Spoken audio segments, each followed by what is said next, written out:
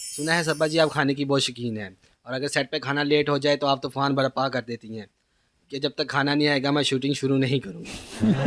برپا کر یہ ان کو کون خبریں پہنچا رہا ہے یہ؟ میں کھانے پر کبھی بھی چیخوں چلاؤں گی نہیں، بہت مجھے وہ آرٹسٹ اچھے نہیں لگتے جو کھانے کی وجہ سے سیٹ پر اونچی بولیں یا آپ سپاٹ بوائے کو کچھ کہیں، یا مجھے بہت برا لگتا ہے۔ اگر کبھی ایسا ہوگا تو میں خود آرام سے اپنے ڈرائیور کو پیسے دوں گی کہ بھائی میرے، یا میں کچھ آرڈر کر لوں گی، آج کل آپ آرڈر کریں آپ کو مل جاتا ہے سب کچھ۔ تو یہ بہت، ویسے آپ کھانے کی شوقین ہیں؟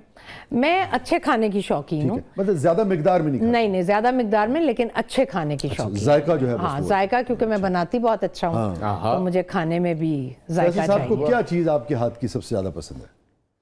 کبھی کبھی نصیب ہوں جو مرضی لگ جائے، جو بھی بنا دوں ان کو اچھا لگتا ہے۔ آلو گوشت بہت اچھا، میں دیسی کھانے بہت اچھے بناتی ہوں، میں بریانی، نہاری، آلو گوشت اور چپ چپ والا پلاؤ گوشت کا، اور سب کھانے انہیں اچھے لگتے ہیں، گوبھی گوشت، کریلے گوشت۔ سبحان اللہ، کیا کہنے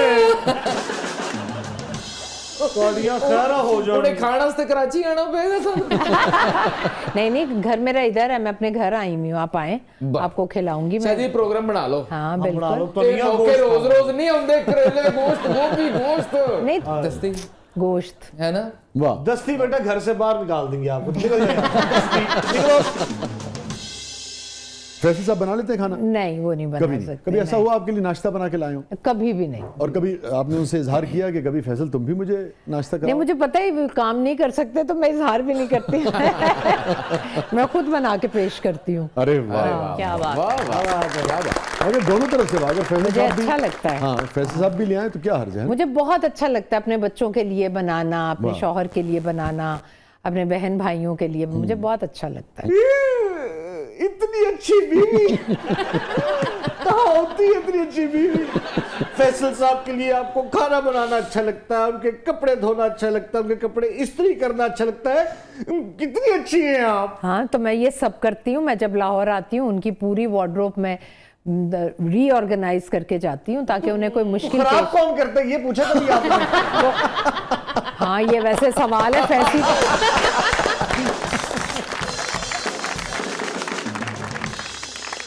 ناظرین سٹے ود اس، چھوٹے وقت کے بعد واپس آتے ہیں، کہیں نہیں جائیے گا۔ ہمارے ساتھ موجود ہیں صبا فیصل، آپ دیکھ رہے ہیں زبردست۔ ویلکم بیک ناظرین، زبردست میں ایک بار پھر خوش آمدید۔ ہمارے ساتھ موجود ہیں ون اینڈ اونلی صبا فیصل صاحبہ، اور صبا ہمارے سیگمنٹ کا نام ہے کتھارسس۔ اوکے، کوئی ریگریٹ، کوئی افسوس زندگی میں صبا؟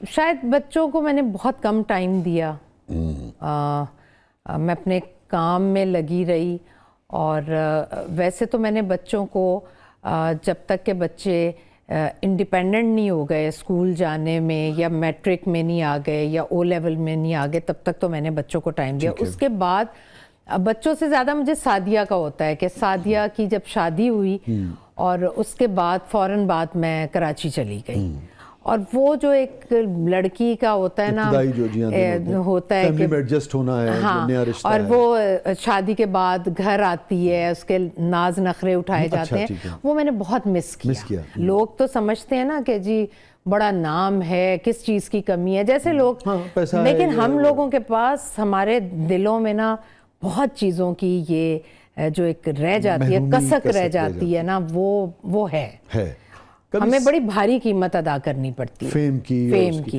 کبھی سعدیہ نے آپ سے ایسی گلہ کیا کہ اماں؟ بہت کیے اس نے گلے، وہ تو مجھ سے بہت ناراض رہتی تھی، اور آپ کو پتہ ہے جب اس کا بیٹا ہوا تو میں نے اسے پرومس کیا کہ میں پورے 2 مہینے کے بعد کراچی جاؤں گی۔ اس نے کہا اماں دیکھ لیں، آپ پرومس نہ کریں، آپ چلی جائیں گی۔ میں نے کہا نہیں، تب میرا کچھ اس سے پہلے مجھے کوئی انجری ہو گئی تھی، تو میں نے کچھ اس ڈرامے کو اتنا ٹائم نہیں دیا۔ جس دن اس کا بیٹا پیدا ہوا دوسرے دن مجھے کال آ گئی کہ وہ تو آن ایئر ہے تو آپ کو آنا پڑے گا۔ یہ اب میں اتنا گھبرا رہی تھی، اور میں نے کس طرح سعدیہ کو بتایا، اور اس نے کس طرح سنا، اور اس کی مجھے آنکھیں آج بھی یاد ہیں۔ اس کی آنکھوں میں ایک بات تھی، اماں میں نے آپ سے پہلے کہا تھا کہ آپ نہیں رکیں گی اور آپ جا رہی ہیں۔ تو میں کہتی تھی میں آپ کو کیسے بتاؤں، یہ میری مجبوری ہے، کمٹمنٹ ہے، اور میں چلی گئی۔ میں نے اس کو 7 نوکر رکھ کے دیے, 7 کو ساتھ کھڑا کر کے نا وہ مجھے تصویر بھیجتی تھی ادھر, اور نیچے لکھتی تھی یہ 7 بھی آپ کی کمی پورا نہیں کر سکتی. تو میں نا بس روتی تھی, اور لیکن میں اسے کچھ کہہ بھی نہیں پاتی تھی. کوئی ایسی بات, کوئی ایسی چیز ماضی میں جو آپ شیئر کرنا چاہیں جس پر ضمیر ملامت کرتا ہو کہ یار یہ صبا نہیں ہونا چاہیے تھا زندگی میں, ہو گیا؟ ہاں بس یہی جو سوشل میڈیا پر آج کل جو شور ہے نا, لیکن میں یہ ہمیشہ کہتی ہوں کہ مجھے کچھ نہیں بولنا چاہیے تھا. تو یہ میں سمجھتی ہوں کہ یہ مجھ سے غلطی ہوئی ہے. کوئی خواب صبا, اتنا کچھ آپ نے زندگی میں اچیو کیا, اور پیسہ بھی ہے, شہرت بھی ہے, نیک نامی بھی ہے, اور سوشل میڈیا کی شہرت بھی وہ تو سب کچھ ہی اچیو کر لیا آپ نے, تو نا کوئی ایسا خواب جو آپ کو لگتا ہے کہ یار اب اس کی عمر گزر گئی, اب نہیں پورا ہو سکتا؟ میں ہمیشہ سوچتی ہوں کہ میری امی اگر حیات ہوتی اور اس وقت میرے پاس ہوتی یا ہمارے ساتھ ہوتی تو میں ان کی وہ ہر خواہش پوری کرتی, جو کہ ان کی بہت اس وقت ہمیں بہت بڑی خواہشیں لگتی تھیں, لیکن وہ بہت چھوٹی چھوٹی سی تھیں. اچھا, آپ نے والدہ کا ذکر کیا, تو کس موقع پہ, کس کامیابی کے یا دکھ کے یا کس مشکل میں سب سے زیادہ آپ کو اپنی ماں یاد آئیں؟ حالانکہ خود آپ بڑی طاقتور مضبوط عورت ہیں. میرے بھائی کی بیٹی کی شادی تھی, وہ ممی کی بہت لاڈلی تھی, میرے بھائی کی بیٹی, وہ ان کے ساتھ ہی رہتی تھی, اور جب اس کی شادی ہوئی تھی نا تو میں ایسے زاروں کتار رو رہی تھی مہندی پر. مجھے لگتا تھا میری امی ہوتی یہ سب سے پہلے صوفے پر وہ بیٹھی ہوتی اور سب سے زیادہ وہ لاڈ اٹھا رہی ہوتی ہیں اقصیٰ کے. تو اس وقت ممی بہت یاد آئیں, لیکن ممی کبھی بھولی نہیں, ممی ہمیشہ یاد آتی ہیں. مڑ کے دیکھیں تو سب سے پرمسرت لمحہ صبا فیصل کی زندگی میں کیا ہے؟ سلمان کی شادی ہوئی, میرے بیٹے کی, ٹھیک ہے, بڑے بیٹے کی شادی ہوئی, تو زندگی کا بہت. یہ پہلی شادی تھی آپ کے گھر میں؟ جی نہیں, دوسری شادی کی پہلے کرتے. بیٹی کی شادی ہوتی ہے تو وہ ایک اداسی ہوتی ہے کہ وہ چلی جائے گی گھر چھوڑ کے. جب بیٹے کی شادی ہوئی تو مجھے لگا کہ یہ تو اب ایک رتبہ ہی اور ہو گیا. اور آپ کی زندگی کا سب سے جذباتی مومنٹ جو اداس کر دیتا ہو, ابھی بھی تنہائی میں سب سے غمگین کر دیتا ہو؟ ممی, ان کا جانا, آلویز ممی. اور میں پتہ سب کے سامنے کبھی رو بھی نہیں سکتی ہوں. میں ممی کو یاد کر کے اگر میری آنکھوں میں آنسو بھی آتے ہیں نا تو اکیلے میں. بس ممی کی وجہ سے ہی ہمیشہ ایک بہت خلا لگا اپنی زندگی میں. آخری مکالمہ کیا ہوا آپ کا اپنی والدہ سے؟ ممی کو میں اپنی بھابھی کے ساتھ نہلایا کرتی تھی, ویل چیئر پر باتھ روم لے جاتے تھے, انہیں نہلاتے تھے. پھر جب میں نکال کے لاتی تھی, ممی کو خوشبوئیں, پرفیومز بہت پسند تھے, تو لا کے جب ان کو تیار کرتی تھی, سامنے شیشہ تھا تو انہیں میں نے تیار کیا, بھابھی نے اور میں نے پرفیوم اور سب لگایا, اور ممی رسپونڈ نہیں کرتی تھی کبھی. تو میں نے ایسے شیشے کی طرف دیکھ کے کہا, میں کہا اماں دیکھیں آپ سے اتنی پیاری خوشبو آ رہی ہے, آپ دیکھیں کتنا آپ کا چہرہ. ممی بہت ایک حسین عورت تھی, ممی بہت خوبصورت تھی, اور بیماری میں بھی ان کی خوبصورتی ختم نہیں ہوئی تھی.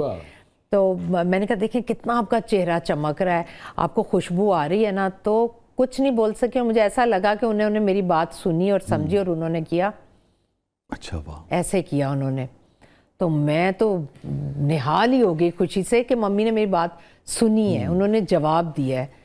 تو وہ بھی بڑا میں سوچتی ہوں. ہاں, ان کی بیماری کی بہت ساری باتیں ہیں جو نقش ہو گئی ہوئی ہیں, بہت.